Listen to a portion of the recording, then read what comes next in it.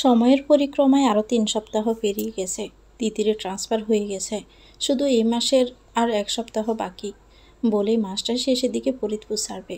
টিউশনগুলোতেও বলে দিয়েছে বেশি করে পড়িয়ে নিচ্ছে। মাস শেষ হওয়ার ৩-৪ দিন আগেই তিতির একা ময়মনসিংহ চলে যাবে।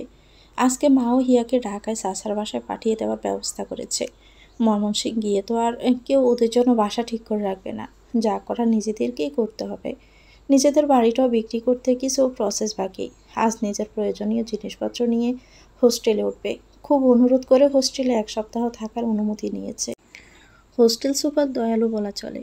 ময়মনসিংহ বাসা ঠিক করে এবারের ফার্নিচারগুলোরও নেওয়ার ব্যবস্থা করবে, যার জন্য বন্ধুদের সহযোগিতা প্রয়োজন। সব কিছু মনে মনে ঠিক করে স্বস্তির একটা নিঃশ্বাস ফেলে তিতির। ভাগ্যিস পলাশ সুজনরা এখনও পলাতক। খুবই আশ্চর্যের বিষয় হচ্ছে এই ৩ সপ্তাহে পুলিশ ৪ বার এলাকায় এসে পলাশ সুজনদের খুঁজে গেছে। অথচ যখন তার ভাই তিয়াস মারা যাওয়ার পর পুলিশ একবার কি ২ বার এসে খুঁজে গেছে। ব্যাপারটা বুঝে তিতির তাচ্ছিল্য হাসে। উপর মহল থেকে প্রেশার আসাতেই তাদের এত তদারতি, এতে যেন আগন্তুকের হাত আছে। বুঝতে আর বাকি থাকে না। তিতিরের সন্দেহ হয় সেদিনের লোকটার উপর। আগন্তরক মাসিফ ইকবাল কি দুজন ভিন্ন মানুষ নাকি একজনই? সেদিন ঝড় বৃষ্টির রাতে আলোক স্বল্পতার কারণে মাসিফ ইকবাল নামের লোকটির মুখশ্রী দর্শন হয়নি। মায়ের ডাকে ধ্যান ভাঙে তিতিরের। নাজমা বেগম বলেন, তো চাচা বলেছে এখনই বের হবেন, তোরও তো যাওয়ার সময় হয়ে গেছে। হ্যাঁ, বেরো তোমরা, আমি কাল রাতে ব্যাগ গুছিয়ে রেখেছিলাম, বেরোবো আমিও। তিতিরকে আবার নাজমা বেগম জিজ্ঞেস করেন, এতদিনের জমানো হাঁড়ি পাতুল ওসব কী করবো? কত শব্দ পুরোই নতুন, জানি না, যতটুকু প্রয়োজন ততটুকুই রাখবো, বাকি সব কিছু সাহেব হাসিব ব্যবস্থা করবে। আচ্ছা, সাবধানে থাকিস মা। মায়ের চিন্তা মিশ্রিত বলিতে হালকা হাসল তিতির। তারপর বাড়ি তালা দিয়ে তারা বেরিয়ে পড়ল। মিশন শেষে ২ দিন আগে মেজর ও সৈনিকরা সেনানিবাসে পৌঁছেছে। জেনারেল মিরাজ এবার ১ সপ্তাহের আগে কাউকে বের হতে দিবেন না। এবার ৩ জন টেররিস্টকে ধরা পড়েছে, কিন্তু এত কিছু করেও লিডারকে ধরতে পারছে না। ধরাটা অবশ্য সহজও না, কারণ ওদের মূল ঘাঁটি তো এই দেশে না। সকাল সকাল মাসিফ সেনানিবাসে পুরো মাঠটা ৪ বার চক্কর দিয়ে এখন কপি হাতে মাঠে বেরিয়েছে। কয়েকজন এখনও চক্কর দিচ্ছে। অন্যান্য শরীর চর্চা আর কেউ করবে না। মেজর এমআই মানে মেজর মাসিফ ইকবাল। মাসিফ মাঠের ঘাসের উপর বসলো। এক দানে পূর্ব দিগন্তে রক্তিম সূর্যের দিকে চেয়ে আছে। ১ সপ্তাহ ধরে কোনো কালো মেঘ, বৃষ্টির কোনো দেখা নেই। পরিষ্কার নীল অন্তরিক্ষে শরতের শুভ্র মেঘের আনাগোনা। রোদের পানোজ্জ্বলতায় পুলকিত নবমণ্ডল। মাসিফও মিষ্টি হাসল। মাঠের মাঝে বসে মাসিফকে হাসতে দেখে দৌড়ে এলো অবি। সে ইতিমধ্যে ৮ বারের মতো চক্কর দিয়ে ফেলেছে। আজ এতটুকুই। কালও আজ একটু করে করে শুরু করেছে। আগামীকাল আবারও পুরো দমে শুরু করবে। অবি মাসিফের পাশে বসে চোখের সামনে হাত নেড়ে দৃষ্টি আকর্ষণ করে বলে, মেজর মাসিফ ইকবাল, কোথায় হারিয়ে গেলেন? মাসিফ আলতো হাসল। কফির মগে চুমুক দিয়ে বলল, প্রেয়সীর অনন্ত মায়ায় এই প্রকৃতি আমায় বারংবার প্রেমময় ডাক দেয়, কি করব বলেন? অভি মাসিফের বাম হাতের বাহুতে চাটা মেরে বলে, তুই শেষ ভাই, পুরোই পাগল মজনু হয়ে ডুবে গেছিস। আসলেই আমি শেষ। কোন জায়গায় মেরেছিস খেয়াল আছে? আহ! অভি খানিক দূরে সরে গিয়ে বলল, সরি দোস্ত, আমার আসলে মনে ছিল না। তোর তো বাম হাতের বাহুতে গুলি লেগেছিল। বেশি ব্যথা করছে? মাসিফ আগের মতোই বসে বলল, বেশি না, গা শুকনো ধরেছে। ৭-৮ দিন তো হয়ে গেল, তবে দৌড়ানোর সময় একটু লাগে, তাই ট্রেনার আমাকে এক্সারসাইজ কমিয়ে দিয়েছে। কাল তোরা পুরো দমে শুরু করবি, আর আমি আরও ২-৩ দিন পরে। অভি বলল, ভাগ্যিস গুলিটা একটু সাইডে গিয়ে লেগেছিল বলে, তাই তো রক্ষে। যদি বুকে লাগতো তবে তো। তাও দেখ, বাম বাহুতেই, একটু এদিক সেদিক হলেই শেষ। মাসিফ হেসে বলে, সোজা হৃৎপিণ্ডে। তুই হাসছিস? আমার তখন আত্মা যেন বেরিয়ে যাচ্ছিল। কলেজ থেকে আমরা একসাথে আর্মি জয়েন করেছি, একসাথে মেজর হয়েছি। নিজে থেকেও তোকে নিয়ে আমি বেশি ভয়ে থাকি। আন্টি তো তুই আছিস, রীতিকে আপু তো তার স্বামীর বাড়ি। অবির কথায় চিন্তার রেশ। আরে ভাই, তুই চিন্তা করিস না। তোর যখন গুলি লাগতে নিয়েছিল সেই সময় তো এত বিচলিত হোসনি তুই। তুই সবসময় কথা ঘুরাতে ওস্তাদ। তা মেজর রাহানের বাড়িতে খোঁজ নিবি? ওনাদের তো চিঠি দিয়ে জানানো হয়নি। কেন? মেজর রাহানের বোন নাকি ফোন করে তিতিরের কথার সত্যতা যাচাই করেছেন। একজন জানলেই তো হয়। তা অবশ্য ঠিক। মাসি ফুট করে উঠে দাঁড়ায়। হাত বাড়ায় অবির দিকে। বন্ধুদের ডাক গ্রাহ্য করার ক্ষমতা কি আছে? না। অবিও হাত ধরে উঠে দাঁড়ালো। মাসিব বলে, চল একটু গিয়ে ঘুরে আসি। আচ্ছা চল। মাসিব ও অবি আশেপাশে একটু ঘুরতে বেরোলো। তিতির টিউশনে আধ ঘন্টা করে বেশি পড়িয়ে 9টার দিকে বাড়িয়ে ফিরল। মোট 4টার মতো টিউশন করায় এখন সে। আগে 2টো ছিল, কিন্তু 1 মাস ধরে 4টা করায়। দিনে 2টো টিউশনই। নতুন টিউশনে ছাত্রীর মায়ের থেকে ক্ষমা চেয়ে নিয়েছে। কী বা করবে? আর তার তো কিছু করার নেই। প্রতিটা টিউশন মেডিকেল কলেজের এরিয়ায় কিছুটা দূরে মাত্র। হোস্টেল থেকে দেরিতে আসার পারমিশনও নিয়েছে। মৃদুলা বলে, এসেছিস তবে? যা, ফ্রেশ হয়ে ওখানে 2টা সিঙ্গারা রাখা আছে, খেয়ে গিয়ে পড়তে বস। তিতির বিছানায় গা এলিয়ে বলে, টায়ার্ড হয়ে গেছি রে, এখন ঘুমিয়ে ভোর 3টার দিকে উঠে পড়তে বসবো। বস তাহলে। আচ্ছা শোন, ময়মনসিংহে হোস্টেলের জন্য অ্যাপ্লাই করেছিস? মৃদুলার কথায় তিতির কিঞ্চিত ভাবল, তারপর বলল, না, করা হয়নি। এত কিছুতে ভুলেই গিয়েছি একদম। আবারও বিরক্তিকর একটা নিঃশ্বাস ফেলে বলে, সব ভুলে যাচ্ছি, এটাই তো ইম্পর্ট্যান্ট। বলদি রে, হোস্টেল ঠিক না করলে তুই থাকবি কোথায়? ইতিও বলাতে আবার তিতির উঠে গিয়ে সিঙ্গারা 2টো নিয়ে এসে খেতে খেতে বলল, মাথা আমার একদমই কাজ করছে না। কালকে দেখব, সামনের মাসে কোনো টিউশন থাকবে না ভেবেই আরও অস্থির লাগছে। বাড়ির বিক্রির টাকা থেকে কিছু টাকা নিতে হবে। চাচা বললেন ময়মনসিংহে কোনো ছোট 1-1.5 কাঠার প্লট আছে কিনা খোঁজ নেবেন, যাতে স্থায়ী কিছু হয়। কিন্তু আমার মনে হয় এখন বাড়ি জায়গা কেনার প্রয়োজন নেই। আমাদের স্থায়ী ঠিকানা কই হবে তা তো আমরা কেউই জানি না। রিক্তা বলল, 3-4 দিনে কোনো বাসা ভাড়া পাবেই। আন্টিও হিয়াকে মাস্টার না হয় ডাকাতেই রাখ, তবে তোর চাচা রাখবে কি না তাও প্রশ্ন। চাচা রাখলেও আমি রাখবো না, 1 রুমের বাসা হলেও উঠে পড়বো। বাড়ির অনেক জিনিসপত্র অনেক পুরনো হয়েছে, সব তো আর নিব না। ওগুলোর এখানেই একটা ব্যবস্থা করে যাব। দেখ তাহলে, এখন যা ফ্রেশ হয়ে নে, কাল তো সকালের ক্লাসটাতেই কুইজ আছে। হুম। তিতির ফ্রেশ হতে চলে যায়।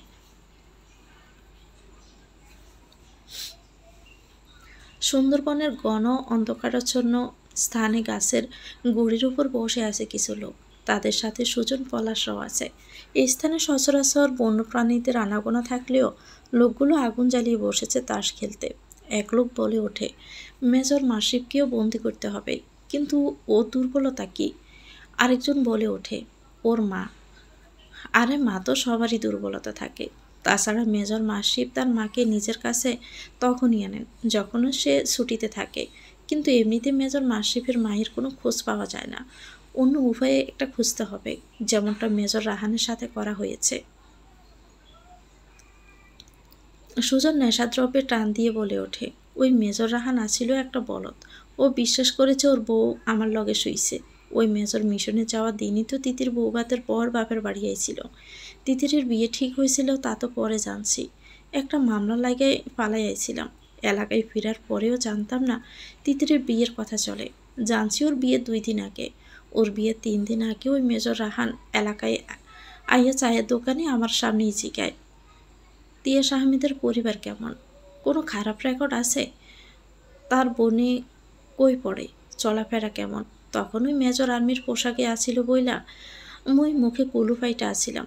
আমার তো তখন এত কিছু মাথায় আহে নাই। সবার থেকে ভালো শুনে মেজর আমার পাশে বসে চা খাইয়া গেছে।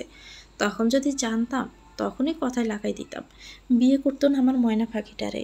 এখন মেজর নাই, ময়না পাখিটারে খাঁচায় বন্দি কইরেই সারমু। টেরোরিস্ট লোকগুলোর মধ্যে একজন বলে উঠল, তোমরা সাহায্য করাতেই মেজর রাহানকে জালে আমরা ফাঁসাতে পেরেছি। এখন মেজর বাসিবটাকেও খুঁজে বের করতে হবে। এভাবে সদস্য কমতে থাকলে কেউ আর কাজে আগ্রহ পাবে না।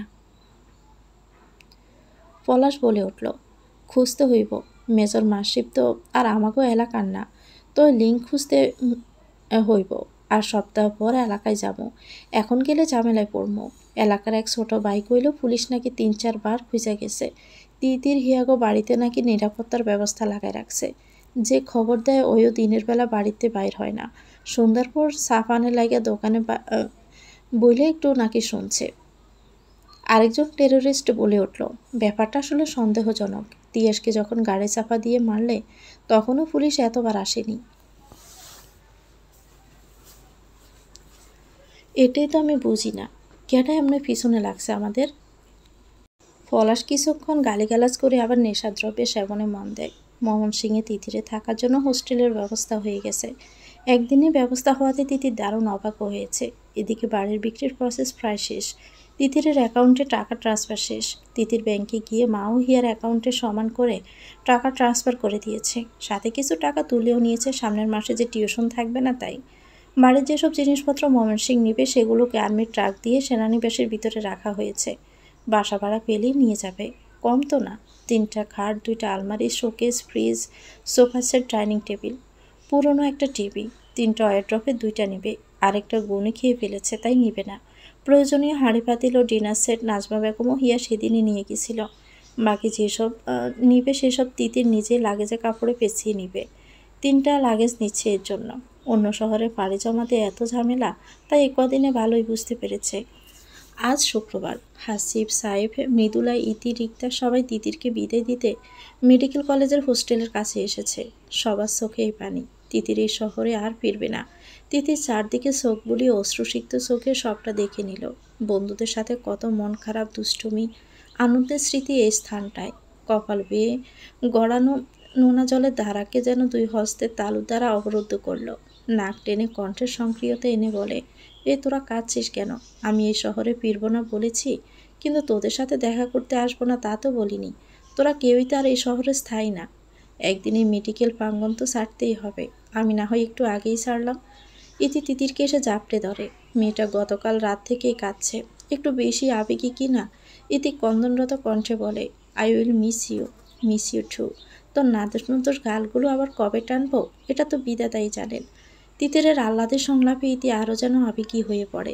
সাহেব বলে, তোরা কি সাথে বাস স্টপ পর্যন্ত যাবি? মৃদুলা চোখের কোণা মুছে ভাঙা কণ্ঠে বলে, হ্যাঁ, আবার কবে দেখা হবে তা তো জানি না, শেষ পর্যন্ত সাথে যেতে চাই।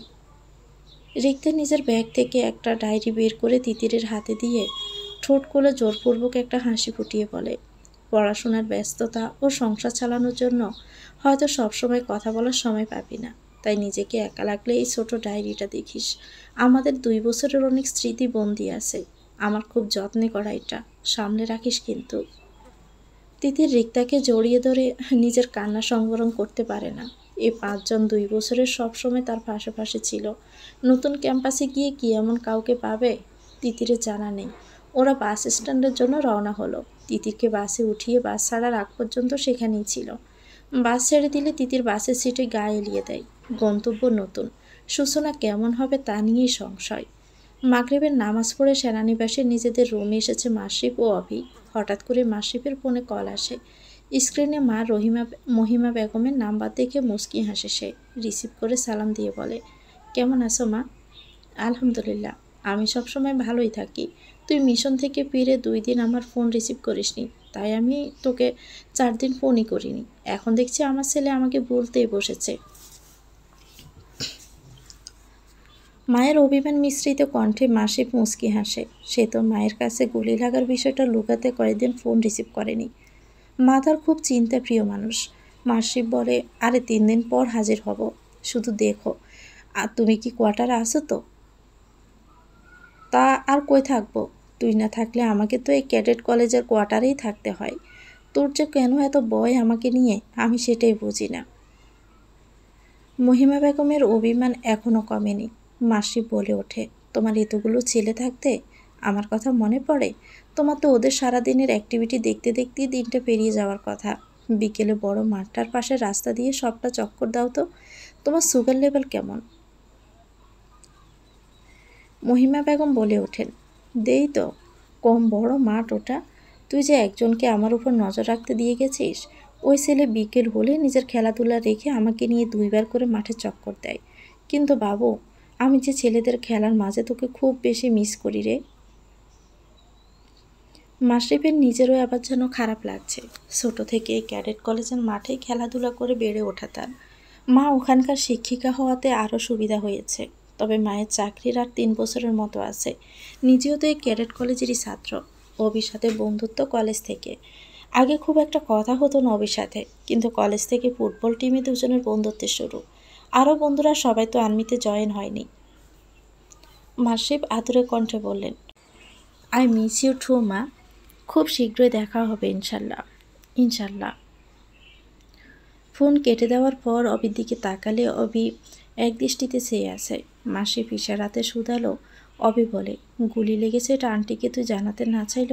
তুই বাসায় গেলে কিন্তু আন্টি এমনিতেই জানবে।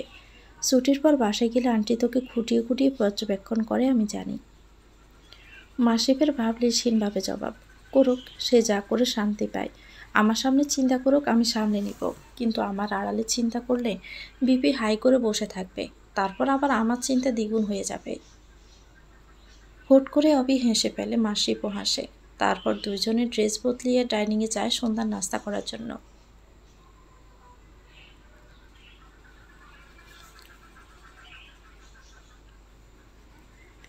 ময়মনসিংহে পৌঁছাতে প্রায় সন্ধ্যা। 3টা লাগেজ অতি সাবধানে নামিয়ে এখন সিএনজি খুঁজছে মেডিকেল কলেজ পর্যন্ত যাওয়ার জন্য। একা মেয়ে দেখে সিএনজি ড্রাইভাররা অধিক ভাড়া দাবি করছে। প্রায় 10 মিনিটের মতো দাঁড়িয়ে রইল। অচেনা শহর, অচেনা রাস্তা, কোন দিকে কই যাবে কিচ্ছুই বোধগম্য হচ্ছে না তিতিরের। সিএনজি ড্রাইভাররাও নিশ্চয় বুঝতে পেরেছে মেয়েটা এই শহরের কিছুই চিনে না। সিএনজি ড্রাইভাররা যত ভাড়া চাচ্ছে ততটা তার বাস ভাড়া থেকেও অনেকটা বেশি। আরও কয়েক মিনিট অপেক্ষার পর এক বৃদ্ধ লোক এগিয়ে এসে বলল, মা কই যাইবা? তিতির হকচকিয়ে তাকায়। এই অচেনা শহরে এত কোমল স্বরে তাকে ডাকার মানুষটার দিকে পূর্ণ দৃষ্টিতে চাইল। রাস্তার স্বল্প আলোতে যেটুকু দেখা সম্ভব হলো তাতে তিতির বুঝল লোকটা অধীর আগ্রহে তিতিরের দিকে চেয়ে আছে। তিতির হালকা হেসে বলল, মেডিকেল কলেজের হোস্টেলে যাব চাচা, তই লও আমার গাড়িতে। ভাড়া লইয়া চিন্তা করো না, মেডিকেল কলেজের ওখানেই আমি থাকি, ন্যায্য ভাড়াই রাখমো। অনেকক্ষণ ধরে খাড়াই আস, লও আমি তোমারে ফুসাইয়া দেই। তিতিরও দামাদামি করতে ইচ্ছে হলো না, লোকটাকে বিশ্বাস করতে মনটা সায় দিল। লাগেজগুলো বৃদ্ধ ড্রাইভারের সাহায্যে গাড়িতে তুলে নিল। তারপর তিতির গাড়িতে বসলে ড্রাইভার গাড়ি স্টার্ট করে। ড্রাইভার বলতে শুরু করলো, আমি মেডিকেল কলেজের ওখানেই থাকি। মেডিকেল কলেজের ছাত্ররা আমারে খুব ভালো পায়। কিছু হইলেই আমারে ফোন কইরা কইব, চাচা জলদি আসেন, এক জায়গায় যাইতে হইব। আমিও আর কি যাই, সন্তান থাকতেও নিঃসন্তান আমি। ওরা পাশে আছে বইলে আমার শান্তি লাগে। আমারও আমার স্ত্রীর চিকিৎসার খরচও ওরাই চালায়। এত মানা করি, শুনেই না। বৃদ্ধ ড্রাইভার চাচার কথা শুনে তিতিরের মুখে হাসি ফুটল। তিতির বলল, আজ থেকে তবে আপনি আরেকটা মেয়ে পেয়ে গেলেন, আমাকেও ওদের মতোই রাখবেন। রাখবো না কেন, অবশ্যই রাখবো। তিতির মুচকি হাসল, ক্লান্তিতে চুপ করে রইল। কিছু সময় পর গন্তব্যে পৌঁছে ভাড়া মিটিয়ে বলে, ধন্যবাদ চাচা, ভালো থাকবেন, আমার জন্য দোয়া করবেন। তুমিও ভালো থাইকো মা। তিতির লাগেজগুলো নিয়ে হোস্টেলের ভিতরে গেল। তিতিরের প্রস্থানের পর বৃদ্ধ ড্রাইভার চাচার ফোনে কল আসে। তিনি ফোন রিসিভ করে সালামের জবাব দিয়ে বলে, হ বাবা, নামাইয়া দিয়ে গেছি। মাইয়াটা একলা খাড়াই আসিল। মাইয়াটা তোমার কিছু হয়? আরে না চাচা, ফ্রেন্ডের কথাই এসব করেছি। হ, আমিও ভাবলাম তোমার কিছু হয়, সমস্যা নেই। আচ্ছা চাচা। অর্ক ফোন রেখে বলে, এ রাফি, মাসিফরে মেসেজ করে জানা আমি ওয়াশরুমে গেলাম। এই বলে অর্ক ওয়াশরুমে দৌড় দেয়। শুভ বলে, রাফি ফোনটা দে, নেটে নাই দেখলাম। তুই দে, আমার ফোনে টাকা থাকলে তো সাসারে আমি ফোন দিতাম। ব্যালেন্সের মেয়াদ শেষ, কালকে সকালে ব্যালেন্স নিতে হবে। রাফির কথায় শুভ মাসিফকে ফোন লাগায়। মাসিফ যেন ফোনের অপেক্ষাতেই ছিল এতক্ষণ। ফোন রিসিভ করে সরাসরি বলে, তিতির এসে পৌঁছেছে? শুভ বিরস কণ্ঠে বলে, ফোনটা ধরে আমাদের কোনো খোঁজ খবর না নিয়েই সরাসরি প্রেমিকার খবর জিজ্ঞাস, যা তোরে কমই না। শুভ সাথে সাথে কলটা ডিসকানেক্ট করে দিল। রাফি অবাক হয়ে বলল, ফোন যখন দিয়েছিস তো কথাটা বলেই কাটতি। শুভ দাঁত বের করে হেসে বলে, এখন ওই ফোন দিবে, দেখ খালি। সত্যি সত্যি মাসিক ফোন দিল। খুব আয়োজন করে সালাম দিয়ে জিজ্ঞেস করে, কেমন আছিস তোরা? বহুদিন দেখা সাক্ষাৎ নেই তোদের সাথে। হইছে থাম, আমরা সবাই ভালো আছি। তোর তিতির পাখিও হোস্টেলে এসে পৌঁছে গেছে, এবার শান্তি। মাসিক একটা স্বস্তির নিঃশ্বাস নিয়ে বলে, থ্যাংক ইউ রে, আমি আর 2 দিন পর টাঙ্গাইলে আসবো। তারপর আম্মুকে মির্জাপুর থেকে বাসায় নিয়ে আসবো, তোদের সাথেও তখন দেখা করব। শুভ রম্য সুরে বলে, আমাদের সাথে নাকি? মাসিফ হালকা হেসে বলে, তোদের সাথেই দেখা করতে আসবো যতদিন থাকবো, তার মধ্যে একটুখানি সুযোগের সদ্ব্যবহার করলাম আর কি। তোর মিয়া বহুত চালাক, তা আন্টিকে তুই বলেছিস? শুভর প্রশ্নের জবাবে মাসিব ঘন একটা নিঃশ্বাস ফেলে, হতাশ স্বরে বললে, না, অনেক কিছু মাকে জানানোর আছে। আগে ঋত্রিয়া তার আমন্ত্রণ গ্রহণ করুক, তারপর না হয়। রাফি শুভ অর্ক সমস্বরে বলে ওঠে, কবুল হোক। মাসিব হেসে ফেলে, বলে, একদিন রাতুল রনিতকেও বল না রাজশাহী থেকে আসতে, 7 বন্ধুর একটা ছোটোখাটো গেট টুগেদার হয়ে যাক। হ্যাঁ বলবো, ওরাও বলছিল। রাফির জবাবে মাসিব বলে, আচ্ছা থাক, তবে নামাজ পড়ে নেই, বাই। বন্ধুদের কথা শেষ হলে মাসিব ও অবি নামাজ পড়তে চলে যায়। নামাজের পর ডাইনিংয়ে যাবে ডিনার করার জন্য। হোস্টেল সুপার তিতিরকে তিতিরের রুমটা দেখিয়ে দিল। রুমে আরও 2 জন আছে। হোস্টেল সুপার বললেন, শোনো তিতির, এখানে এরা ফরেন স্টুডেন্ট, অন্য রুমে তোমাকে দেওয়া হয়নি। মেয়েরা খুবই ভালো, আশা করি মিলে চলতে পারবে তাদের সাথে। তিতির কৃতজ্ঞতা প্রকাশ করেই বলে, ধন্যবাদ ম্যাম, আমি চেষ্টা করব ওদের সাথে বন্ধুত্ব করার। হোস্টেল সুপার চলে গেলে তিতির ব্যাগগুলো নিয়ে নিজের বেডে বসে। পাশের বেড থেকে এক মেয়ে বলে ওঠে, hello, myself Lira. Hello, myself Tahianur. Titir. তিতিরের প্রত্যুত্তরে লিরা বলে, তোমার নামটা খুবই বড়, can I call you Titir? তিতিরের বিষম খেয়ে যায়। তিতির বলে, টিটির না, তিতির। ইংলিশে টি হলেও বাংলাতে ত উচ্চারিত হয়। লিরা মিষ্টি হেসে বলে, sorry Titir, I can understand Bangla, but some word. Titir হেসে বলে ওঠে, it's okay, you can call me Titir. Thanks, it will take some time to pronounce. First time Bangali roommate. Hey Titir, meet my friend Julia. আমাদের বাংলাদেশ অনেক ভালো লাগে, that's why we are here. You know, both of our parents are Bangladeshi, but they are no more. Titir মলিন হাসল। এত সুন্দর প্রাণোচ্ছল মেয়েগুলোকে দেখে মনে হয় না ওরা পরিবারহীন। তিতির বলল, sorry, no no, it's okay, তুমি রেস্ট নাও। তিতির হালকা হেসে হাত মুখ ধুতে চলে যায়। ফ্রেশ হয়ে বেরিয়ে মা ও হিয়াকে ফোন করে সব কথা জানায়।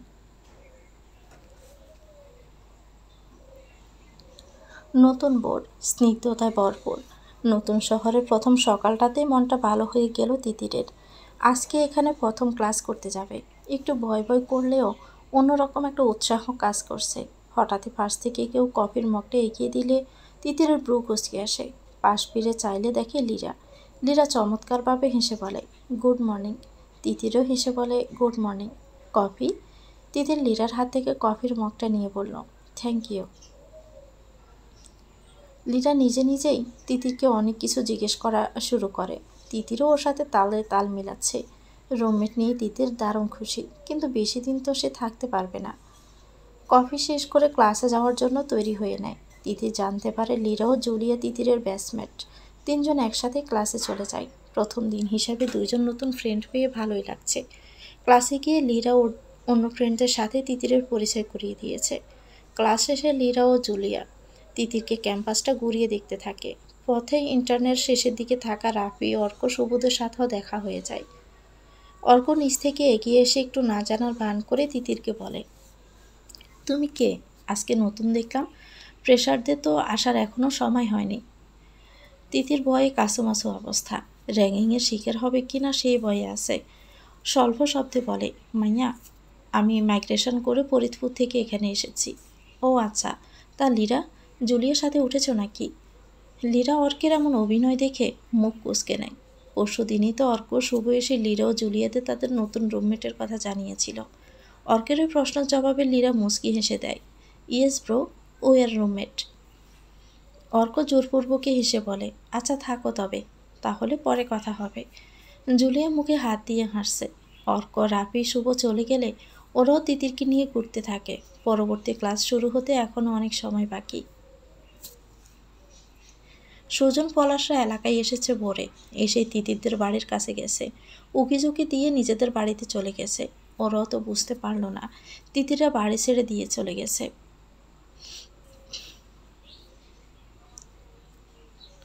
সুজনরা এলাকায় আসা মাত্রই পুলিশের কানে খবর চলে গেছে। সুজন ও পলাশরা দুপুরের দিকে ঘুম থেকে উঠে মোড়ের দোকানে এসে চা পানি খাচ্ছে, সাথে হাসি তামাশা করছে।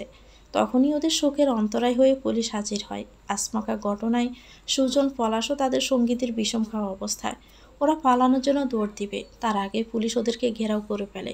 পুলিশের একজন অফিসার সুজনের কলার ধরে বলে, চল এবার, অনেক ঘুরেইছিস আমাদেরকে।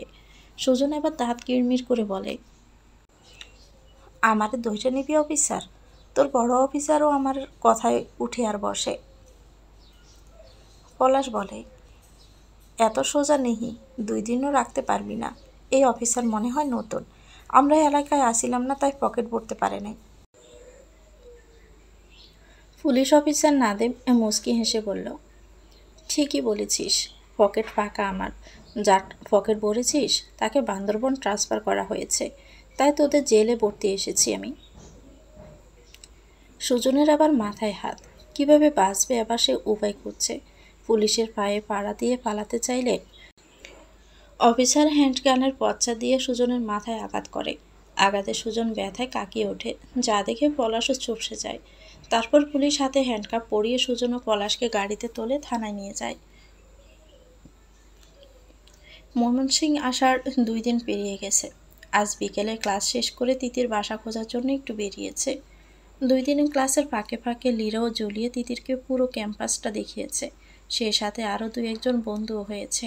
তিতিরের সাথে বাসা খোঁজার জন্য লীরা ও জুলিয়াও আসতে চেয়েছিল, কিন্তু জুলিয়ার হঠাৎ করে অসুস্থতা ও লীরা জুয়েলারির কালেকশন ও মেকওভার প্রোডাক্ট কসমেটিক্স নিয়ে লাইভে যেতে হবে বলে আর আসা হয়নি। বলা বাহুল্য যে লীরা ও জুলিয়া অনলাইনে বিজনেস করে, নিজেদের খরচ চালায়। তাছাড়া সরকারি মেডিকেল, তাই এতেই ভালো করে চলতে পারে তারা। তিথি যেটুকু চিনে আবার হোস্টেলে ফিরতে পারবে, ততটুকুতেই খুঁজতে গিয়েছে। একটা বাসা পেয়েছে, কিন্তু রুমও বেশি, এমনকি ভাড়াও বেশি। রুম 3টার সাথে ডাইনিং আলাদা। ভাড়া চেয়েছে 9,000 টাকা। এত বড় ফ্যামিলি বাসা তো ওদের দরকার নেই। হিয়া বাচ্চা নিয়ে নাজমা বেগমের সাথেই থাকবে বলেছে। তাছাড়া এত টাকা ভাড়াতে দ্বিতীয় কষ্ট হয়ে যাবে, তাই সেটা আর নিল না। আজকের মতো খোঁজা এখানেই ইতি টানল সে। সামনে একটা কদম গাছ, গাছের নিচে ঝরে পড়া কদম ফুলের চিহ্ন পরিলক্ষিত। বর্ষাকালের প্রমাণ এখনো প্রকৃতিতে দৃশ্যমান, অথচ শরতের আগমন ঘটে গেছে।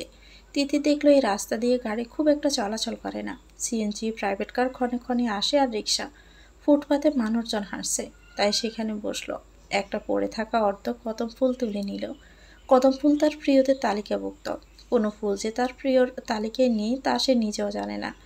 আকাশপানে তাকিয়ে আখি জোড়া মুদিত করে নিল পরক্ষণে। চোখ মুলে আকাশপানে তাকালো। গোদলের রক্তিম আভা যেন পশ্চিম আকাশে রং তুলিতে ছিটে দেওয়ার মতো ছড়িয়ে যাচ্ছে। মৃদুমন্দ শুনিলে মন প্রশান্তিতে ভরপুর। বহুদিন পর এভাবে ফুটপাতে একা বসলো। শেষবার কবে বসেছিল সে মনে করতে পারছে না। খানিক দূরে তিতি দেখলো এক আইসক্রিমওয়ালা যাচ্ছে। লোকটা বরফমালায় আইসক্রিম বিক্রি করে। তিতিরের রোষ্টকোণে হাসির রেখা ফুটল। আইসক্রিম বিক্রেতার কাছে গিয়ে বলল, চাচা, 2টা আইসক্রিম দেন তো। আইসক্রিমওয়ালার পোকলা মুখের হাসি ফুটল।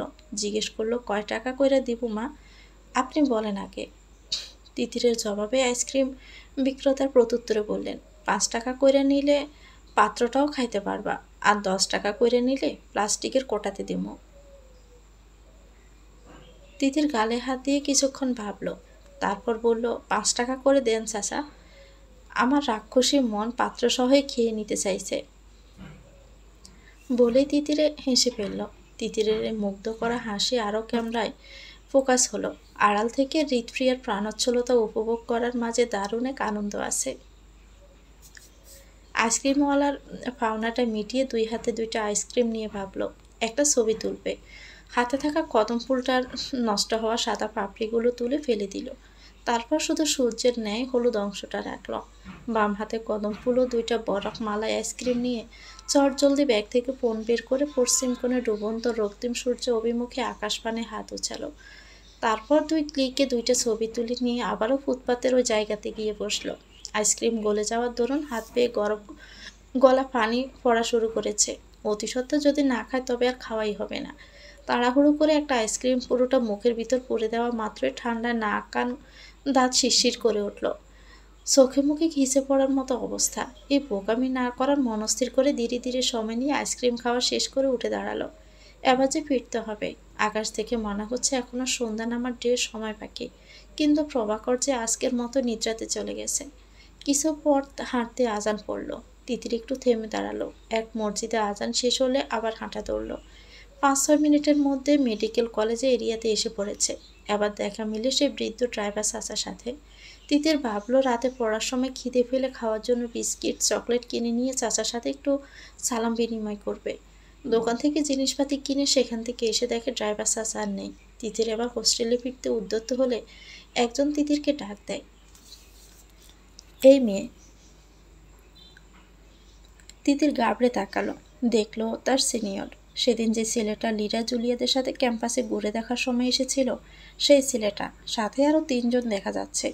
একজনের চেহারা স্পষ্ট, কিন্তু বাকি 2জনের চেহারা অস্পষ্ট। ছেলেটা বলল, এদিকে আসো। তিতির খানিকটা আগায়। ভাবতে থাকে কোনো ভুল করেছে কিনা সে। তুমি কি আমাকে চিনতে পারছো না? আমি অর্ক। ওদিন যে আমাদের কথা হলো।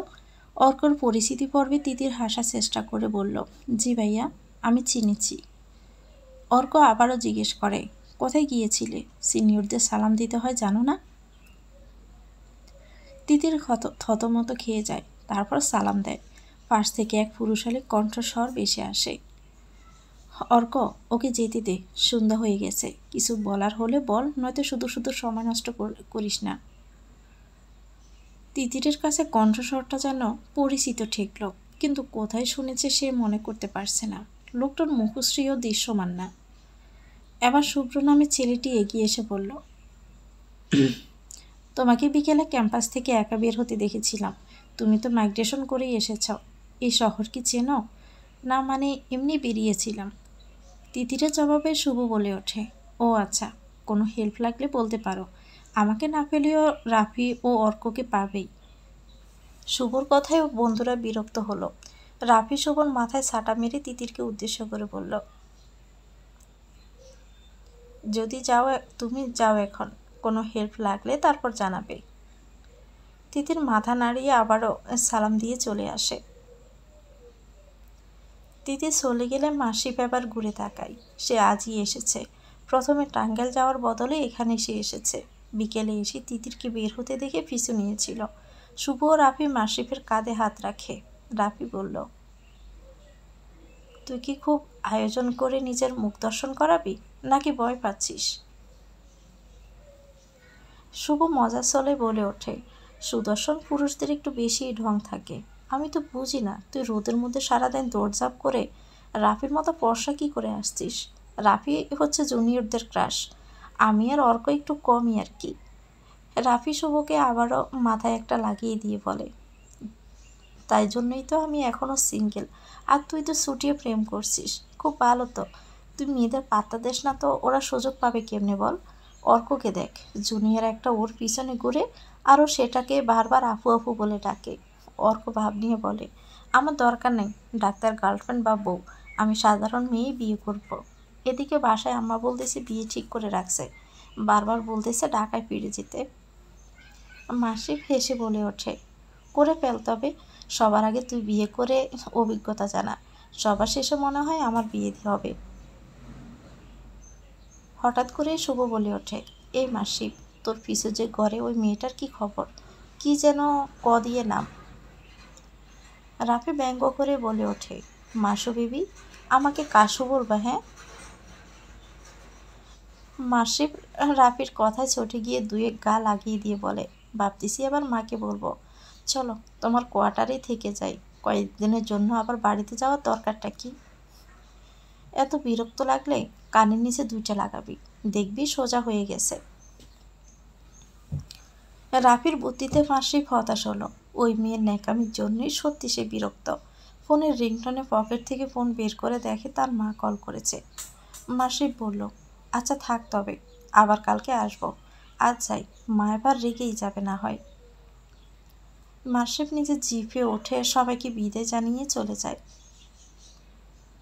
হোস্টেলের ভিতর ফিরে তিতির দেখে লীরা ও জুলিয়া দুজনেই খুব মনোযোগ দিয়ে পড়ছে। তিতির জলদি করে অজু করে নামাজটা পড়ে নেয়। তারপর জুলিয়াকে জিজ্ঞেস করে, how you feeling now? Yeah fine, thank you for আক্সিং। রেন্ট ফেলে জুলিয়াকে তিতির জবাব দেয়, না, কাল আবার বেরোবো। Okay, don't worry. পড়তে বসে এখন। তিতিরও বই নিয়ে পড়তে বসলো।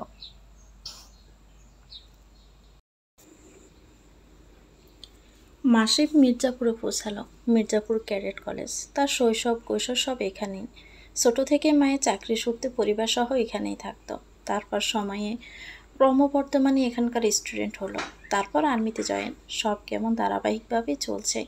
মূল ফটকে এসে গাড়ি থামালো মাসিফ। এখন দারোয়ান আসবে, চেক করবে, তারপর গাড়ি ঢুকতে দিবে। লম্বা একটা শ্বাস নিয়ে সামনে তাকালো। দারোয়ান তার পরিচিত।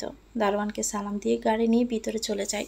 সারিবদ্ধভাবে গাছ লাগানো ও পরিষ্কার রাস্তা, লেক, উঁচু ভূমি সবই আছে। পাশেই তার হোস্টেল ভবন, ফজলুল হক ভবন। পাহারারত দারোয়ান তাগাদা দিলে গাড়ি মাঠে নিয়ে যায়। আবার গাড়ি থামিয়ে ভাবলো পুরো মাঠটা একবার দৌড়ে আসবে। নিজের এই অদম্য ইচ্ছে সে প্রতিবারই পূরণ করে।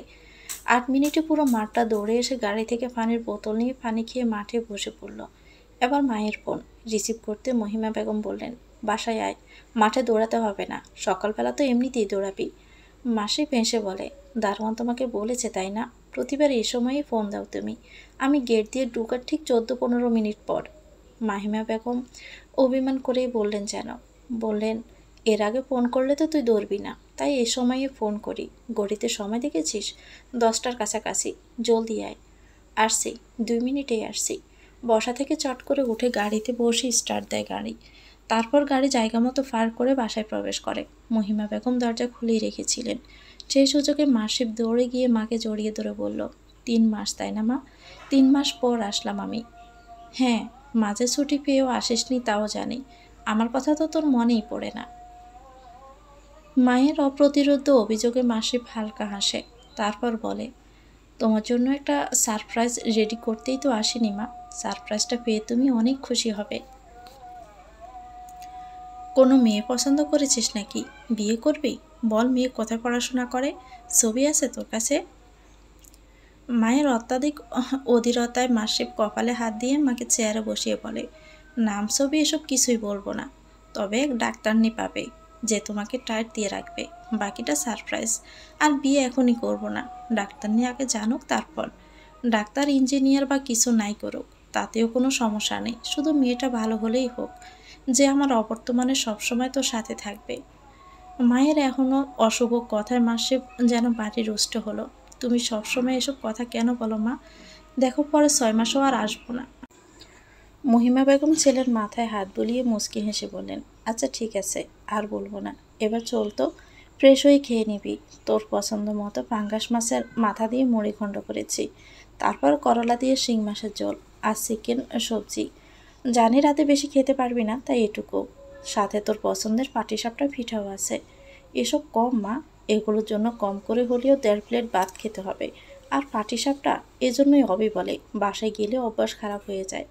মাসিফের কথায় মহিমা বেগম বলে ওঠেন, তোর সব বন্ধুদের নিয়ে আসিস, ওদের কথা মতো একদিনেই মোটো করে দিব। যা, এবার ফ্রেশ হয়ে আয়। মাসিফ মাকে একবার জড়িয়ে ধরে ফ্রেশ হতে চলে যায়। তিতির পড়ছে এমন সময় নাজমা বেগমের ফোন আসে।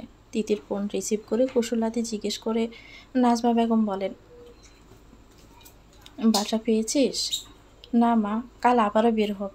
নতুন মাস তো শুরু হলো আজকে, কি করবি? তিতির হতাশ স্বরে বলল, দেখি কি করা যায়। তোমরা আর কয়েকদিন থাকো, তারপর সব ঠিক হলে নিয়ে আসবো। চাচা চাচি কি কিছু বলেছে? না, তো চাচা চাচি তো বলছে এই মাসটাই থেকে যেতে, তোকে বাসা খোঁজা নিয়ে যেন প্রেশার না দেই। তিতির স্বস্তির একটা নিঃশ্বাস ফেলে বলে, যে কয়দিন বাসা পাবো না ততদিন কিছু করার তো নেই। হিয়াকে বলো হায়াতের কয়েকটা ছবি পাঠাতে, বাচ্চাটাকে খুব দেখতে ইচ্ছে করছে। আচ্ছা বলবো নি, তুই সাবধানে থাকিস, রাখছি তাহলে। কথা বলা শেষে দেখে লীরা তিতিরের দিকে তাকিয়ে আছে। তিতির ইশারা বলছে কি হয়েছে। বুঝলে লীরা বলল, nothing, you can talk with Rafi অর্কবাইয়া, they can help you. Really? But Lira এবার তিতিরের পাশে এসে বলল, দে আর সো ফ্রেন্ডলি, টোমাশিট। হুট করে লীরা থেমে গেল। তিতির ব্রু কুঁচকে জিজ্ঞেস করে, আমার সিট কি? লীরা কিছুক্ষণ ভাবল, তারপর বলল, সিট পরে পেয়েছ, দ্যাটস ওয়াই প্রবলেম হচ্ছে। লীরার কথার বাবার্থ তিতিরের মাথায় ঢুকলো না। তিতিরা জিজ্ঞাসাও করলো না, হালকা হেসে আবারও পড়তে শুরু করলো। লীরা নিজের বেডে গিয়ে বুকে হাত দিয়ে স্বস্তির একটা নিঃশ্বাস ফেলে। সুজন পলাশদের জামিন নিয়ে এক উকিল এসেছে। হিয়ার উপর আক্রমণের কোনো প্রমাণে নেই বলে কোর্টেও চালান করতে পারেনি। নতুন অফিসার নাদিম বিপাকে পড়ে যায়। 2 দিন যাবৎ শুধু ওদেরকে আটকেই রেখেছে। এবার উকিলকে নাদিম বলেন, তিয়াস আহমেদের হত্যা মামলার আসামি ওরা। তিয়াস আহমেদের পরিবার হত্যা মামলা দায়ের করেছিল। তারা মানে না ওটা অ্যাক্সিডেন্ট। সেটার ইনভেস্টিগেশন মাঝপথে থামিয়ে দিয়ে কেসটা অ্যাক্সিডেন্ট হিসাবে চালিয়ে দিয়েছে আগের পুলিশ অফিসার। সে তার আবার রিওপেন হবে। উকিল আবার বললেন, কোনো প্রমাণ না পেলে সেটাকে হত্যা মামলা কিভাবে বলা হয়? কেউ কোনো প্রমাণ দিতে পারেনি, আর সেই পুলিশ অফিসার প্রমাণ না পেয়ে অ্যাক্সিডেন্ট হিসাবে কেসটা ডিসমিস করে দিয়েছে। নতুন কোনো প্রমাণ ছাড়া কেস রিওপেন করে লাভ কি? আর ভিকটিমের পরিবারকে তো দেখছি না, তারা কোথায়? পুলিশ অফিসার নাদিম আর কিছুই বলে না। সুজন ও পলাশকে ছেড়ে দিতে বলে। সুজন ও পলাশ জেল থেকে বেরিয়ে পুলিশ অফিসার নাদিমকে উদ্দেশ্য করে বলে, কি রে, কইছিলাম না 2 দিনও আমাদেরকে রাখতে পারবি না? আমার লগে পাঙ্গা নিস না অফিসার, এ থানায় তো তুই টিকতে পারবি না। এই বলে সুজন ও পলাশ উকিলের সাথে থানা থেকে বেরিয়ে যায়। অফিসার নাদিম নিজেকে টেবিলে রাগে ঘুষি মারে। থানা থেকে বেরিয়ে পলাশ উকিলকে জিজ্ঞেস করে, উকিল সাহেব, আমগো জামিন করাইলো কেটায়? তাকে আমিও চিনি না, মুখে মাস্ক পরা ছিল। আমার অফিসে এসে মোটা অঙ্কের টাকা টেবিলে রাখলো, আর আপনাদের কেস হিস্টোরি আমাকে দেখালো। তারপর আমি জামিনের ব্যবস্থা করেছি। এরপর থেকে কেয়ারফুল থাকবেন। আসি তাহলে। উকিল চলে গেলে সুজন ও পলাশ হাঁটতে থাকে। তখনই সুজনের ফোনে একটা কল আসে। সুজন নাম্বারটা চেনে। মুখে তার বিশ্রী হাসি ফুটে উঠল। রিসিভ করে বলল, সন্দেহ হইতেছিল আপনারাই জামিন করাইছেন। আপনাকে এত সাহায্য করছি, এটুকু তো করাবেনই। ধন্যবাদ। অপর পাশ থেকে বলল, তোমাদের জামিন করার উদ্দেশ্য হচ্ছে যাতে তোমাদের মুখ থেকে কোনো কথা বের করতে না পারে। রিমান্ডে নিয়ে গেলে তখন তো তোমরা বলেও দিতে পারো। আমরা নিজেদের আইডেন্টিটি প্রকাশ করতে চাই না। আশা করি শীঘ্রই দেখা হবে। ততদিন স্বাভাবিকভাবে চলাফেরা করবে। কথা শেষ করে 1 সেকেন্ডও অপেক্ষা না করে কলটা কেটে দিল। সুজন বিড়বিড় করে বলে, শালা, সবার স্বার্থই বোঝে, নিজেকে স্বার্থ ছাড়া আমগো বাহির করতো না। চল, বাড়িতে গিয়ে ঘুম দেবো, তারপর সকাল সকাল পাখি ঘরে দেখতে যাবো। পলাশ ও সুজন একটা সিএনজি নিয়ে রওনা করে।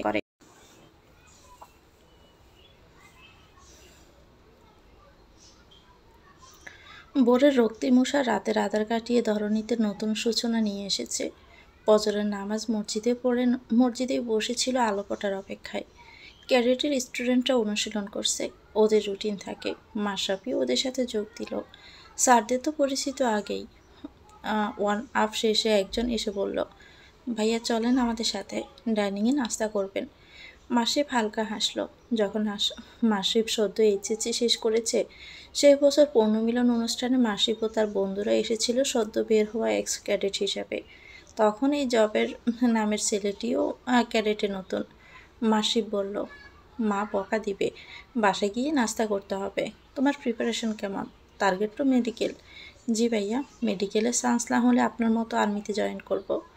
মাসিফ মলিন হাসে, তারপর বলে, আমি তো মেডিকেলের টার্গেট নিয়ে পড়েও মেডিকেলে ভর্তি পরীক্ষা দেইনি, সরাসরি আর্মিতেই গিয়েছি। মা অনেকবার বলেছিল পরীক্ষা দিতে, আমার রেজাল্টও ভালো ছিল, কিন্তু ওই যে জীবনে এমন কিছু ঘটে যার জন্য আমরা লক্ষ্য বদলাতে বাধ্য হই। আমার লক্ষ্য বদলে গেল। তুমি মেডিকেলের জন্য আপ্রাণ চেষ্টা করবে।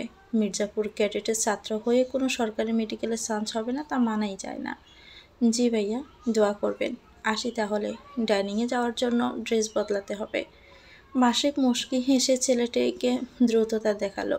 তারপর আকাশবাণী মুখ করে দীর্ঘশ্বাস ফেলে আনমনেই বলল, আই মিস ইউ আব্বু। আর যদি তুমি থাকতে তবে আমার জীবনটা অন্যরকমই হতো। আমার ফার্স্ট ড্রিমকে আমি প্রায়োরিটি দিতাম। তবে যা হয় ভালোর জন্যই হয়। আমি এখন খুবই ভালো আছি। কথাগুলো ভেবে লম্বা একটা শ্বাস বক্ষ গহ্বরে পুরে নিয়ে পুরো মাঠটা আরেকবার চক্কর দিয়ে বাসায় ফিরে গোসল করে মায়ের সাথে নাস্তার টেবিলে বসে। রুটি খেতে খেতে বলল, মা, আমি দুপুরের দিকে ময়মনসিংহ যাব। মহিমা বেগম ব্রু কুঁচকে চাইলেন। পানি খেয়ে বললেন, কেন, ময়মনসিংহে কি? রাফি সুবোধের সাথে দেখা করতে? মাসিব হাসার চেষ্টা করে বলল, হ্যাঁ, ওরাই তো ময়মনসিংহে আছে। কাল যাস তবে, আজকে টাঙ্গাইলে যাব তো। না মা। মাসিবের আসমকা কিছুটা জোরালো চিৎকার শুনে মহিমা বেগম যেন থতমত খেয়ে রুটি হাত থেকে রেখে দিয়ে বললেন, কি হলো তোর? মাসিব নিজের নির্বুদ্ধিতা বুঝে জিভ দিয়ে ঠোঁট ভিজিয়ে বলল, টাঙ্গাইলে না গেলে হয় না মা। না মানে আমি 2 সপ্তাহের মতো আছি, আবার পরে গেলেও তো পারবো। তাছাড়া তোমাকে তো প্রতিদিন ক্লাসের জন্য এতটা পথ আসতে হবে। তার থেকে ভালো এখানেই থাকি। বাড়িতে করিম চাচা তো দেখাশোনা করেনি। আমরা চলো বৃহস্পতিবার যাব, তারপর শুক্রবার শনিবার থেকে চলে আসব। মহিমা বেগম ছেলের এক নাকারে কথায় হেসে ফেললেন। জানি তো তুই কেন যেতে দিতে চাস না। আমাদের বাড়ির পাশে যে 2 বছর আগে নতুন বাড়ি করেছে, সেই বাড়ির মেয়ে কাশপা তোর পিছনে লেগেই থাকে, তাই তো তুই যেতে চাস না। মাসিব মুখ ভার করে বলল, বুঝতে যখন পেরেছ তাই আমার কথাটা রাখো। আমি তো আর যাবই না। পরশুদিন বৃহস্পতিবার, সেদিন না হয় যাব। আচ্ছা যা, তোর আবদার মঞ্জুর। এবার নাস্তা শেষ কর, আমাকে আবার ক্লাসে যেতে হবে। বুয়া আসবে কিছুক্ষণ পরে, সে এসে পেঁয়াজ আর যা কাটাকুটি করা লাগবে সব করে দিয়ে যাবে। আমি 11:30টার দিকে এসে চট করে রেঁধে ফেলব। মাসিব মনসম্মতি দিয়ে খেতে থাকে। মহিমা বেগম নাস্তা শেষ করে বেরিয়ে যান। সকালের ক্লাসটা করে তিতির যখন ক্লাসরুম থেকে বেরোবে, তখনই 2জন ফ্রেন্ড জারিন ও নাদিয়া আসে।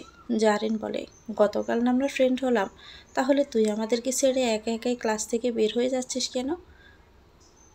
তিতির চমকালো। আসমকাভাবে সম্বোধনে হতবিহ্বল হয়ে পড়ল। ফরিদপুরের বন্ধুদের সাথে খুব করে মনে পড়ছে তাদের কথা। ফরিদপুরের মেডিকেলে ক্লাস শুরু করার পর 3য় দিন ইতি এসে তিতিরকে এভাবে আসানক অধিকার বোধ নিয়ে কথাগুলো বলেছিল। তিতিরকে ভাবতে দেখে না দিয়ে তিতিরের মুখের সামনে তড়ি বাজায়। কিরে, কোথায় হারিয়ে গেলি? ধ্যান ভাঙে তিতিরের। কই না তো, কি বলবে? বলছি কি, চল একসাথে ক্যাম্পাসে বসি। লিরাও জুলিয়াও ক্যাম্পাসেই আছে। জারিনের কথায় তিতির রাজি হয়। কিছু না বলে ওদের সাথে যেতে থাকে। ক্যাম্পাসের এক জায়গায় গিয়ে বসে ওরা। সেখানে 3জন ছেলেও আছে, আসফি, রনক ও ইমরান। সবার সাথে তিতিরকে পরিচয় করিয়ে দেয়। রনক বলে, তুমি হঠাৎ করে মাইগ্রেশন কেন করালে? তিতির মলিন হেসে বলে, এই শহরের তিক্ততা ভরে গিয়েছিল, তাই তো অচেনা শহরে স্বস্তির খোঁজে এসেছি। ফ্রেন্ডদের ছেড়ে আসতে কষ্ট হয়নি? ইমরানের প্রশ্নে তিতির জবাব দেয়, হয়েছে, কিন্তু ওই যে নিজের ঠিকানা বদল করাটা ভীষণ জরুরি হয়ে পড়েছিল। তখন লীরা বলল, ইটস ওকে, আমরা now friends. Rest of the time we will be together. Yes, now we are dream. নাদিয়ার কথায় বাকিরাও তাল মিলায়। তিতিরও সায় দিয়ে হালকা হাসে। তখনই সেখানে সিনিয়রদের টিম হাজির হয়। আসফি, রনক ও ইমরান উঠে রাফি, অর্ক, শুভর সাথে ভ্রাতৃত্বপূর্ণ আলিঙ্গন করে। অর্ক বলে, তা নতুন জুনিয়র, কেমন লাগছে ক্যাম্পাস? তিতির প্রথমবারে বুঝতে পারেনি কথাটা যে তাকে বলা হয়েছে। তারপর সবার ভাবভঙ্গি ও চাহনি দেখে বুঝতে পারে। ভালো ভাইয়া। রাফি বলল, গতকাল তোমরা কোথায় গিয়েছিলে? তোমাকে আমি এক বাসার নিচে দেখেছিলাম। তিতির কিছুক্ষণ মৌন থেকে তারপরে জবাব দিল, আসলে ভাইয়া একটা বাসা খুঁজছি, 2 রুমের বাসা। মার ভাবিকে নিয়ে আসবো তাই। ও আচ্ছা, আমাদেরকে বললেই তো পারতে। প্রায় 6 বছর ধরে আমরা এখানে আছি, এখানের অনেক কিছুই আমরা চিনি। তুমি কালকের মধ্যে আশা করি খোঁজ পেয়ে যাবে। আর কিছু প্রয়োজন হলে তুমি অবশ্যই বলবে। রাফির কথায় তিতিরের ওষ্ঠকোণে হাসির রেখা ফুটে ওঠে। ধন্যবাদ ভাইয়া, অনেক বড় উপকার করলেন। রাফি হালকা হাসে। লীরা বলে ওঠে, আই টোল্ড ইউ না, সিনিয়ররা হেল্প করবে, and they are willing to help you. Rafi লীরাকে দিয়ে চোখের ইশারায় শাসায়। তিতির প্রশ্ন করে বসে, কেন? এবারও লীরা কথা গুলিয়ে বলে, because they are senior. Arko ফুস করে মনের ভিতরের আশঙ্কাগুলো জেরে ফেলল। শুভ নাদিয়াকে বলে, নাদিয়া, ডাক্তার শাফকাত তোমাকে ফোন করছিল। তোমার ফোন কোথায়? নাদিয়া অবাক হয়, ব্যাগ থেকে ফোনটা বের করে দেখে 9টা মিসড কল। ফোনের রিংটোন বন্ধ। নাদিয়ার সময় ব্যয় না করে sorry guys, I have to go এই বলে ছুটল সে। আচ্ছা থাক, আমরাও গেলাম এই বলে রাফি অর্করাও চলে গেল। ওরা চলে যাওয়ার পর তিতির জারিনকে জিজ্ঞেস করে, ডাক্তার সাবকাতের ডাকে নাদিয়া এভাবে ছুটে গেল কেন? তখনই পাশ থেকে আরেকটা মেয়ে, তার নাম হচ্ছে ফাইজা, ও এসে বলল, বিকজ দে আর কাপল। জারিন অবাক কণ্ঠে বলল, তোর ঘুম ভেঙেছে? তবে আজও সকালের ক্লাসটা তুই মিস করলি। এই মাসে 3বার হলো তাই না? প্রমিস এরপর থেকে আর মিস করব না। সকালের ক্লাসে এত ঘুম আসে আমার, উফ। ফাইজার কথায় তিতির হেসে দেয়। ফাইজা এখন বলে, চল নাস্তা করে আসি, তারপর তো আবার ক্লাসে যেতে হবে। ওরা বাকিরাও সাইদায় ক্যান্টিনে চলে যায়।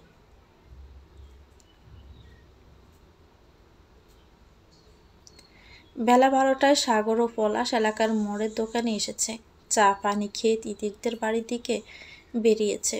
সুজন বলে ওঠে, আমার ময়না পাখিটা তো এই সময়ে বাড়িতেই থাকতো না, তার তো কলেজ আছে। তোরটা তো কোলে গেদা বাচ্চা লইয়া এখন আছে। ঠিক কইসস, এ বাচ্চাটাই এখন ঝামেলা। পলাশের প্রতি উত্তরে সুজন বলে, শাশুড়িরে একখান সালাম দিয়ে আহি তাহলে।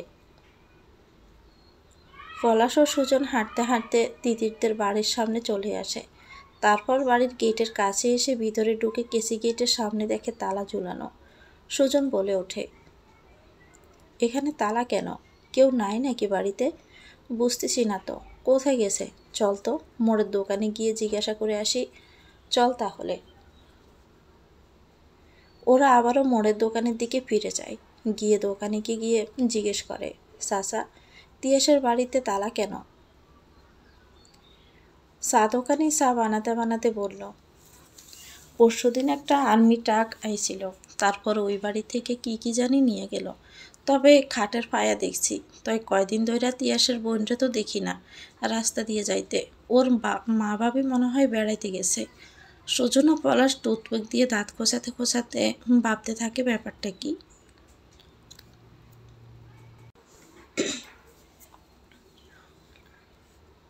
দুপুর 1টার পর দুপুরের খাবার খেয়ে গাড়ি নিয়ে ময়মনসিংহের উদ্দেশ্যে বেরিয়েছে মাসিব। আজ আর পরনে আর্মি জ্যাকেটও নেই, সম্পূর্ণ ক্যাজুয়াল পোশাক। প্রায় 2.5 ঘন্টার মধ্যে ময়মনসিংহ মেডিকেলে গিয়ে পৌঁছায়। তারপর মেডিকেল ক্যাম্পাসের গেটে রাফি অর্ককে দেখে গাড়িটা সাইড করে নেমে আসে। কেমন আছিস? সবসময় ভালো, মনে কোনো দুঃখ নাই আর লাইফে কোনো জিএফ নামক প্যারা নাই, বিন্দাস তো থাকবই। রাফির জবাবে মাসিব একটা কিল বসিয়ে দেয়। রাফি ব্যথায় বলে, ওফ, তোরে শক্ত হাত দিয়ে আমাকে মারবি না, অনেক লাগে। পরে দেখবি তোর তিতির পাখিকে গিয়ে তোর নামে উল্টাপাল্টা কথা লাগাই দিয়ে আসবো। মাসিব বাঁকা হেসে বলে, যা লাগাকে, সে তো আমাকে দেখেইনি। প্রথম দেখার দিন সে ছিল আনমনা ব্যস্ত। তারপর বৃষ্টি রাতে ওদের বাসায় আশ্রয় নিয়েছিলাম, তখন হুট করে অন্ধকার হলো না 2 জোড়া নয়নের প্রথম সাক্ষাৎ। দুঃখের স্টোরি, টিস্যু দিব? তখনই শুভ সেখানে এসে হাজির। বলে, কার টিস্যু লাগবে? অর্ক শুভর মাথায় একটা সাটা মেরে বলল, জিএফের সাথে দেখা করা শেষ? শুভ মাথায় হাত বুলাতে বুলাতে চোখ মুখ খিসে বলে, বুঝি না তোদের আমার জিএফ নিয়ে এত সমস্যা কেন? হ্যাঁ, তোরা সিঙ্গেল, সেটাও কি আমার দোষ? মানা করছে কে জিএফ বানাতে? আর এই আসছে আরেকজন ভবিষ্যৎ দেবদাস। আমার পারু যখন পুরুত হবে তোমার, তখন তুমি দুঃখে হাই হুতাশ করবা, বুঝছো? মাসিব মুখে হাত দিয়ে হেসে বলে, আচ্ছা এবার ভিতরে চল, দেখি ম্যাডাম কি করতেছে। ওরা ক্যাম্পাসের ভিতরে ঢোকে। তিতির কই আছে খুঁজতে থাকে। তখনই মাসিবের কর্ণকুহরে পৌঁছায় কারো মিষ্টি সুর। দর্শনেন্দ্রিয় তন্ময় হয়ে খুঁজতে থাকে। খুঁজতে খুঁজতে পেয়ে যায় কাঙ্ক্ষিত উৎসটিকে। তুমি সুখ যদি নাহি পাও, যাও সুখের সন্ধানে যাও। আমি তোমারে পেয়েছি হৃদয় মাঝে, আর কিছু নাহি চাই গো, আমারও পরানো যাহা চাই। তিতির পরের প্যারা গাইবে তার আগে এক পুরুষালী কণ্ঠস্বরে সুর উঠল, আমি তোমার বিরহে রহিব বিলীন, তোমাতে করিব বাস, দীর্ঘ দিবস দীর্ঘ রজনী, দীর্ঘ বরষ মাস। আমি তোমার বিরহে রইব বিলীন, তোমাতে করিব বাস, দীর্ঘ দিবস দীর্ঘ রজনী, দীর্ঘ বরষ মাস। বান্ধবীদের জোড়াজড়িতে গাইছিল হঠাৎ এক পুরুষালী কণ্ঠস্বরে থামতে বাধ্য হলো তিতির। প্রথমে প্রকুশকে চাইলেও গানের সুরে তালে মুগ্ধ হয় সে। জুলিয়ে বলে ওঠে, হু ইজ দ্য হ্যান্ডসাম? জুলিয়ার মন্তব্যে লীরা আস্তে করে চিমটি কাটে। জুলিয়া কপাল কুঁচকে ইশারা করলে লীরা ওর কানের কাছে গিয়ে ফিসফিসিয়ে বলে। জুলিয়া আবার বুঝতে পেরে মুচকি এসে চুপ করে যায়। রনক, ইমরান, আসফি করতালি দিয়ে সমস্যাটা বলে ওঠে, দারুণ ভাই, দারুণ। অর্ক দাঁত কেলিয়ে হেসে বলে, সুপার দোস্ত, তুই তো ফাটিয়ে দিয়েছিস। আর তিতির, তুমি তো ভালো, দারুণ গান করাও। ধন্যবাদ ভাইয়া, মাঝে মধ্যে রবীন্দ্রসঙ্গীত শোনা হয়, তাই 2-1 লাইন পারি। তিতিরের জবাবে মাসি প্রত্যুত্তর করে, আপনি বুঝি রবীন্দ্রসঙ্গীতের ভক্ত? তিতির অচেনা পুরুষটিকে কয়েকবার পরখ করলো, তারপর বলল, না তেমন না, গান তেমন একটা শোনা হয় না, তবে সুর ভালো লাগলে মাঝে মধ্যে শোনা হয়। মা রবীন্দ্রসঙ্গীত পছন্দ করেন, সেই সূত্রে শোনা হয়। আমারও গান শোনা হয় না, মা শুনলে শুনি একটু। মাসিফের জবাবে তিতির মুচকি হাসলো। তিতিরকে নীরব দেখে শুভ বলল, মাসিফ, চল ক্যান্টিনে যাই। শুভর উদ্দেশ্যে মাসিফের নামটা শোনানো। তিতির ভ্রু কুঁচকে তাকালো। ওর দৃষ্টির পরিবর্তন দেখে অর্ক বলল, কিছু বলবে? নিঃসংকোচে বলো, না তেমন কিছু না, এমনি।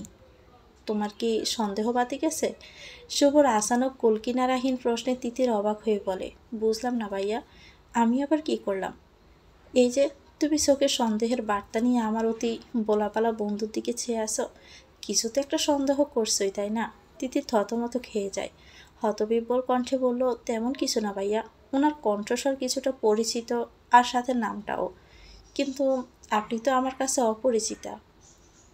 মাসিফের তৎক্ষণাৎ জবাবে তিতিরের হৃদয় কুঠিরের সূক্ষ্ম কম্পনের সৃষ্টি হয়। রবীন্দ্রনাথ ঠাকুরের অপরিচিতা গল্পের কল্যাণীর কথা মনে পড়ে তার হুট করেই।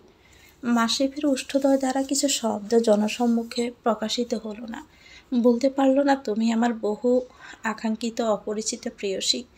নাদিয়া প্রশ্ন করলো, ভাইয়া আপনি কোন মেডিকেলে পড়েন? অর্কের জবাব, ও তো মেডিকেলে পড়ে না, ও তো। অর্ককে মাঝপথে থামিয়ে দিয়ে মাসিফ বলে, আমি ওদের সাথে মির্জাপুর ক্যাডেটে ছিলাম, সেখান থেকেই আমাদের ফ্রেন্ডশিপ। ও আচ্ছা। আর রাফি বলে ওঠে, চলো সবাই, আমাদের সাথে ক্যান্টিনে চলো, আজ মাসিফ আমাদেরকে ট্রিট দিবে। কথাটা বলে মাসিফের দিকে চেয়ে শয়তানি একটা হাসি দেয়। মাসিফ চোখ গরম করে তাকালে প্রসঙ্গ বদলাতে তিতিরকে উদ্দেশ্য করে বলল, তিতির, তোমার বাসা ভাড়ার জন্য আমি খোঁজ লাগিয়ে দিয়েছি, দ্রুত আপডেট পেয়ে যাবে। তিতির কৃতজ্ঞতার স্বরূপ একটা মিষ্টি হাসি দেয়। চলো চলো সবাই ক্যান্টিনে চলো, ট্রিট ফ্রম মাসিফ। অর্কের উচ্ছ্বাসিত কণ্ঠে ওর বন্ধুরা সব রনক, ইমরান, আসফিও হৈ হৈ করে উঠল। ছেলেরা সহ লীরা, জুলিয়া, নাদিয়া, জেরিন চললেও তিতির ঠায় দাঁড়িয়ে রইল। মাসিফ কয়েক কদম এগিয়েও ফিসিয়ে এসে বলল, চলুন। তিতির হকচকিয়ে চেয়ে মৃদুস্বরে বলল, আপনারা যান, আমি রুমে যাব। মাসিফ আবার হাত উছিয়ে খানিক জোরালো কণ্ঠেই ঘোষণা করলো, গাইস, মিস তিতির না গেলে ট্রিট ক্যান্সেল, এখন বুঝো কি করবে। তিতির অবাক হয়ে বলে, মানে কি? আপনার ট্রিটের সাথে আমি আবার কিভাবে সম্পর্কিত হলাম? সম্পর্কিত না। মাসিফের দ্বিধাহীন প্রশ্নে তিতির আবারও থতমত খেয়ে যায়। প্রশ্নের জবাব দিতে গিয়ে কিঞ্চিত নয়, বেশ খানিকটাই মস্তিষ্কে জোর দিতে হবে। ওরে হতবিহ্বল মুখে দেখে মাসিফ মাথা নুইয়ে হেসে আবারও তিতিরের মুখপানে দৃষ্টি স্থাপন করে বলে, মস্তিষ্কে বেশি জোর দিতে হবে না ডাক্তার ম্যাম, আপনার গানের সাথেই কলি মিলিয়েছিলাম, তারপর কী থেকে যে কি হলো তা নিয়ে আমারও মনে সংশয় আছে, তাই চলুন। আপনার বন্ধুরা যাচ্ছে তো আপনি বাদ যাবেন, তা তো আর আমার গোর অপমান হবে। অপমান? আমি আবার কখনো অপমান করলাম আপনাকে? তিতিরের কণ্ঠস্বর ও প্রশ্নাত্মক দৃষ্টিতে মাসিফ আবারও হাসে। হেয়ালিপূর্ণ কণ্ঠে বলে, তা তো আমিও জানি না, আপনি যদি জানেন তবে বলুন, নয়তো চলুন, যেটা সহজ মনে হয় সেটাই করুন। তিতির ঘন নিঃশ্বাস ফেলল, সব তার ব্রেনের সার কাঠি দিয়ে যেন উপরে চলে যাচ্ছে। লিরো জারিন এসে আসলো। জারিন বলে, চল না, কথা বাড়াচ্ছিস কেন? ওনারা যেহেতু ট্রিট দিতে চাইছে, তুই মানা কেন করছিস? সিনিয়ররা এমন ট্রিট মাঝে মধ্যেই দেয়, চল তো। কিন্তু জারিন আবার তিতিরের হাত টেনে ধরে হাঁটা শুরু করেছে। অগত্যায় তিতির সাথে চলল। ক্যান্টিনে গিয়ে চিকেন স্যান্ডউইচ ও চিকেন পাকোড়া বলে সব অর্ডার করলো। অল্প অর্ডারই করলো, 3টে টেবিলে পাশাপাশি সংযুক্ত করে ওরা চেয়ার টেনে বসলো। মাসিফ বনিতা করে প্রশ্ন করলো, আমার মা ভাবিও বাতিজিকে নিয়ে আসতে, কিন্তু মিস তিতির এতদিন পর কেন? মানে নতুন বাসায় তো মাসের প্রথমেই উঠে, তার জন্য আগের মাসে ঠিক করে রাখতে হয়, তা আজ তো অক্টোবর মাসের 2 তারিখ। মাসিফের প্রশ্নে তিতির লম্বা শ্বাস নেয়, তারপর বলে, আমি ফরিদপুর থেকে মাইগ্রেশন করে এখানে এসেছি, কয়েকদিন হলো, তাই। মাসিফ কিছু মনে পড়ার ভান করে বলে, ফরিদপুর? 3-4 বার যাওয়া হয়েছে, তা মিস তিতির হঠাৎ চলে আসলেন কেন? তিতিরের আবার খানিকটা বিরক্ত লাগে। তিতির বলল, বারবার মিস তিতির বলতে হবে না, আপনি সরাসরি তিতিরে বলতে পারেন। ফরিদপুর থেকে এখানে কিছু সমস্যার কারণেই এসেছি। মানুষ তো আর শখে মাইগ্রেশন করে না। তিতিরের বিরাগী কণ্ঠে মাসিব দমে যায়। বুঝে যায় তার অভিনয় একটু বেশি বিতৃষ্ণা সৃষ্টি করছে। কণ্ঠে অনুতাপের সুর এনে বলে, দুঃখিত আমার অনাধিকার চর্চা করার জন্য। এরপর সবাই কয়েক সেকেন্ড নীরব থাকে। তারপর খাবার চলে আসলে খাওয়া শুরু করে। তিতির খাবার না খেয়ে বসে আছে বলে মাসিব তা দেখেই বলে, আমার উপরে রাগ খাবারের প্রতি আনবেন না প্লিজ। তো ভিউয়ার্স, গল্পটির এটা দ্বিতীয় অংশ। পরবর্তী অংশ পেতে চ্যানেলটিকে সাবস্ক্রাইব করে আমাদের সাথেই থাকবেন। ভালো লেগে থাকলে একটি লাইক দিয়ে দিবেন, চ্যানেলটিকে সাবস্ক্রাইব করে আমাদের সাথেই থাকবেন। আল্লাহ হাফেজ, আসসালামু আলাইকুম।